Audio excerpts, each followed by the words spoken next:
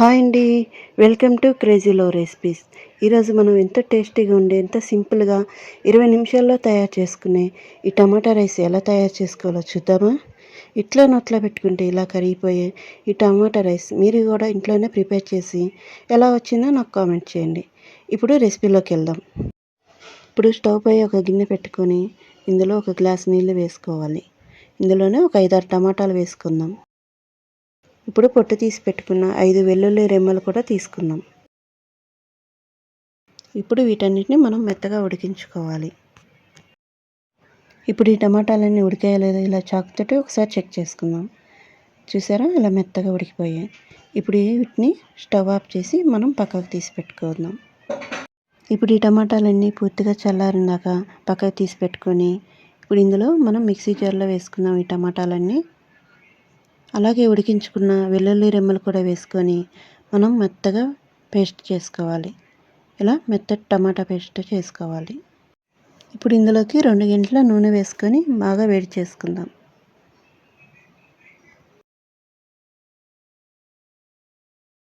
ఇలా బాగా ఆయిల్ వీటెక్కాక ఇందులోనే చెక్క లవంగాలు వేసుకొని చక్కగా ఫ్రై చేసుకుందాం. ఇప్పుడు ఇందులోకి కొంచెం షాజీరా వేసుకుందాం.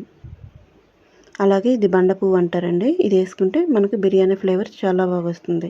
అలాగే 2 బిర్యానీ ఆకులు వేసుకొని వేయించుకుందాం.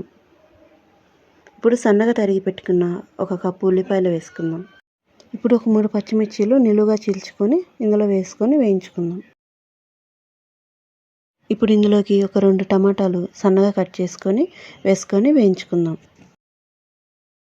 ఇప్పుడు ముందుగా తయారు చేసి పెట్టుకున్న ఈ టమాటా పేస్ట్ని ఇందులో వేసుకొని పచ్చివాసన పోయేదాకా వేయించుకోవాలి.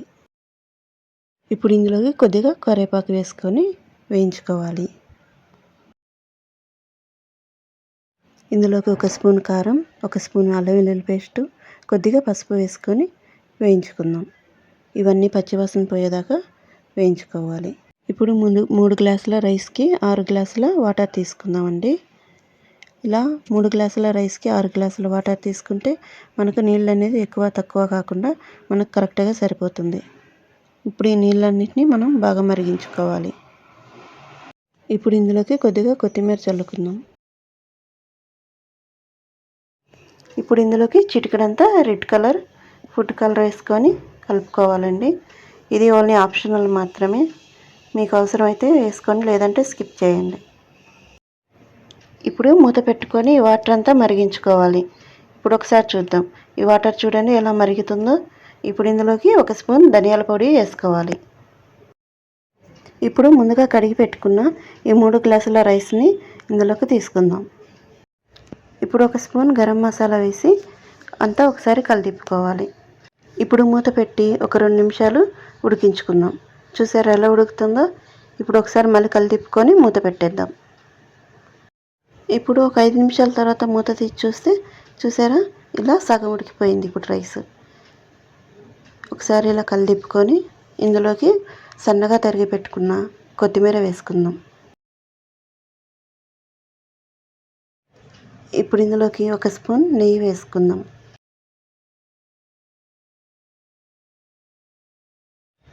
ఇప్పుడు మూత పెట్టేసి జస్ట్ ఒక 5 నిమిషాలు వదిలేస్తే లో టు మీడియం ఫ్లేమ్లో మనకి టమాటా రైస్ అనేది చక్కగా మనకి ఉడికిపోతుంది.